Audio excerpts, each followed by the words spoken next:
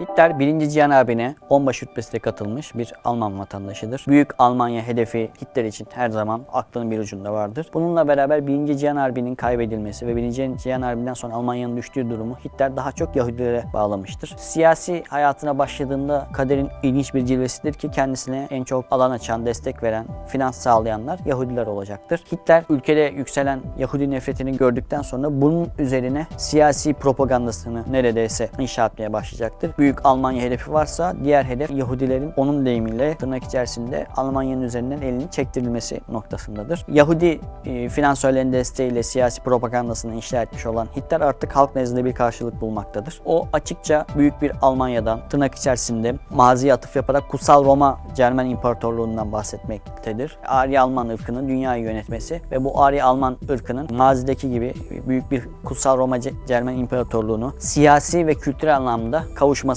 şeklindedir. Bunun için bir propaganda belirleyecektir. Bu propagandasının temelinde bunu aynı zamanda siyasi doktrine de çevirecektir. Faşizm yatmaktadır. Faşizmin aslında fikri babası Hitler olarak yorumlansa da faşizmin fikri babası o dönem için İtalyan Mussolini'dir. Mussolini ile Hitler hemen hemen aynı dönemde zuhur etmiştir. 1. Cihan Harbi'nden sonra yaşanan siyasi sınırların değişmesi, iktisadi baskılar, galip devletleri, mağlup devletlere uyguladıkları tavırlar veya İtalya gibi istediğini alamayan ülkelerin yaşadığı ekonomik ve siyasi buhranlar milli duyguların yükselmesine bu anlamda faşizme varan bir şovanizmin takınılmasında büyük bir etki oluşturacaktır. Faşizm Hitler'de tam ve kamil bir manada siyasi bir doktrine dönüşecektir. Hitler iktidarın ele geçirilmesinde bir yürüyüş gerçekleştirecek. Zorla iktidarı ele alacaktır.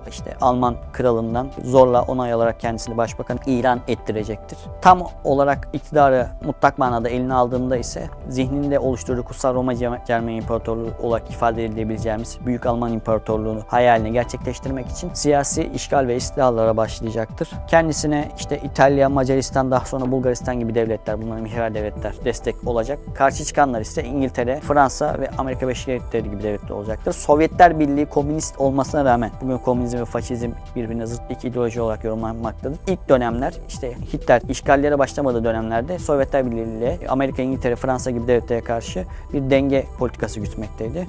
Daha sonra Hitler'in Büyük Alman İmparatorluğu'nu kurmak için başlattığı istiklaller sonucunda Bulgaristan'ı da kendi yanına çekecek olan Hitler, Türkiye üzerine de çeşitli emeller ve planlardan kendi ağzından bahsetmese de Almanya'nın işlerinde bahsedilecektir. O dönem Türkiye Cumhuriyeti Devleti'nin başında milli mücadelenin ikinci ismi olan İsmet İnönü bulunmaktadır. İsmet İnönü tenkit edilir, olumlu ya da olumsuz tarafları. Herkesin bir görüşü vardır ama o dönem için en azından bugün bakıldığında yapılması gerekeni gerçekten yapmış olduğunu görüyoruz. Hitler yükselişteyken Hitler'in hoşuna gidecek siyasi adımlar ve siyasi söylemler güdülecektir. Mesela yanlış hatırlamıyorsam tarihlendirme noktasında Şükrü Saraçoğlu başbakandır. Türklük bizim için bir kan meselesidir diyecektir. Faşist tırnak içerisinde ideolojiyi tam karşılamaz ama onun hoşuna gidebilecek bir cümledir. Ama Hitler'in Sovyetler saldırısından sonra bozguna uğramasıyla beraber Sovyetler ayağa kalkacak ve tırnak içerisinde Almanların Berlin'e kadar süpürdükten sonra İsmet İnönü Sovyetlerin yani komünist rejimin hoşuna gidecek olan tırnak içerisinde Türkçüleri, Turancıları tevkikat ve takibat altına alacaktır. Mesela 3 Mayıs 1944 hadisesi kendisini Türkçü ve Turancı